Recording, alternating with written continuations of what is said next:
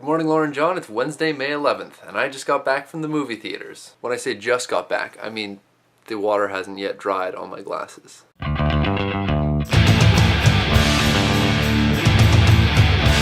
So I saw Thor, and Thor was pretty good.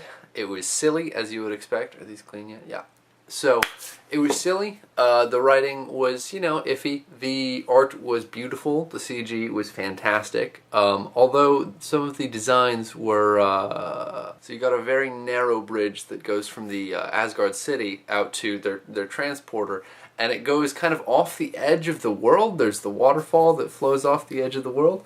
And there's no railings on that bridge. Why are there no railings? Also, why are you riding horses? I mean, you're a hyper-intelligent spacefaring race and you're riding horses around? You can fly, for Christ's sake! Horses! But it was good. It was funny, like most of the Marvel films of this recent batch have been, in the kind of Iron Man 2 tradition, although not as bad as Iron Man 2.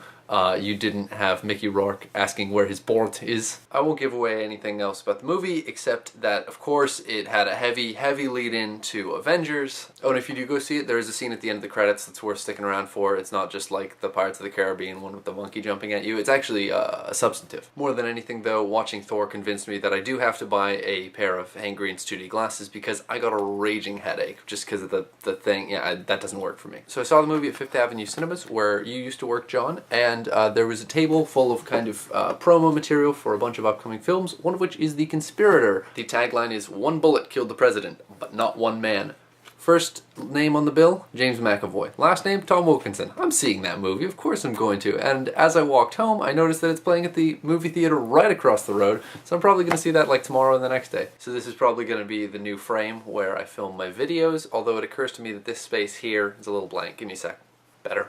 So in an effort to balance out our over-family employment, Laura, though you have secured possibly, potentially 2 jobs, I remain jobless. And the unemployment isn't bad, yet. I mean, in between sending off job applications, I've been playing a lot of video games, I've been reading quite a bit, I've been rewatching Doctor Who. I just picked up one of Michael Ignatieff's books because I hear he's a much better author than leader of the Liberal Party. And though we didn't talk about it in video form last week, as it was our unannounced week off, the death of Osama bin Laden has been discussed and done to death, but I just want to point to one of the more clever and also thought-provoking responses to it. It's an article on the Galactic Empire Times with the headline, "Obi-Wan Kenobi is dead," Vader says. First line.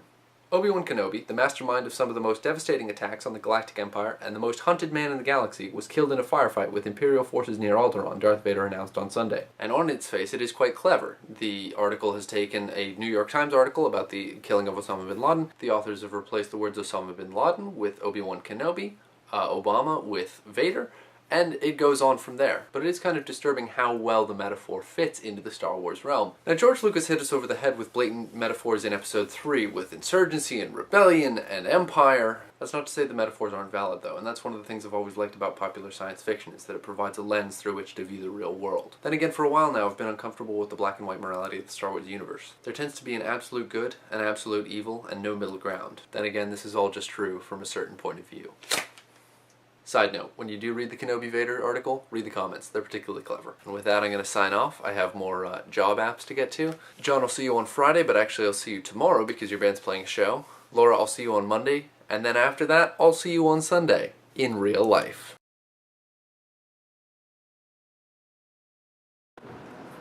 Say what you will about the view from my apartment. It sure is pretty.